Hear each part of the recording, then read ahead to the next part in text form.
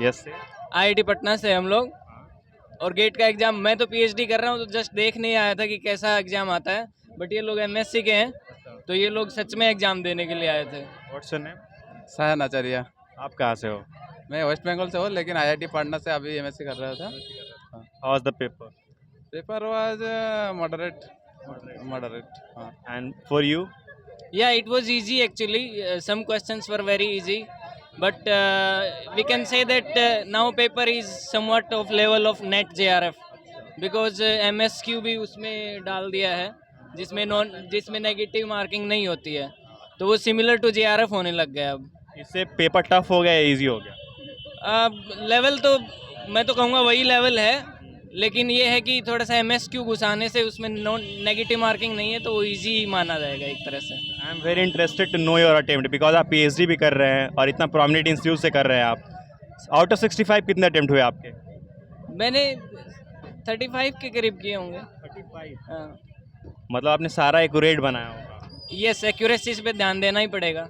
क्योंकि मैं आपका अटेम्प्ट सबसे कम रहा, मतलब अभी मैंने जितने कैंडिडेट से पूछा because I have come to just see the question level, so मेरे को कोई फ़ायदा नहीं होगा अगर मैं ये क्वालिफाई भी कर लूँगा तो इसलिए। And what was your attempt? Attempt तो 30 का ऊपर ही है, बट देखते हो क्या होता है। अच्छा, प्रीवियस ईयर पेपर देखे थे आप? हाँ, प्रीवियस ईयर तो देखा था, सॉल्व भी किया था। उसका हिसाब से सिमिलर ही है। सिमिलर ही है, मॉडरेट ही है, मतलब इतना टफ भी नहीं है, इतना इजी भी नहीं है, मॉडरेट।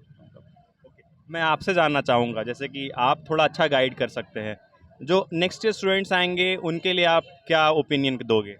मेन तो मैं यही कहूँगा कि एक्यूरेसी पे ध्यान देना चाहिए ज़्यादा से ज़्यादा, और स्टार्टिंग में जब एग्ज़ाम स्टार्ट करो तो शुरू के 10-15 मिनट पूरा क्वेश्चन पेपर पढ़ लो। उससे क्या होगा, पता चल जाए कौन कौन से क्वेश्चन मैं कर सकता हूँ। तो फर्स्ट आवर उन क्वेश्चंस को दो जो बिल्कुल एक्यूरेट कर सकते हो। फॉर एग्जांपल 15 या 20 क्वेश्चन ऐसे छांट लो जो बिल्कुल सही कर सकते हो। Then second hour next 10-15 question छाटो उनके ऊपर। तो ऐसे करके 2 घंटे एटलीस्ट 30 क्वेश्चन ऐसे करो जो एक्यूरेट हो, and then you can do the guess work if required. Any suggestion from your side?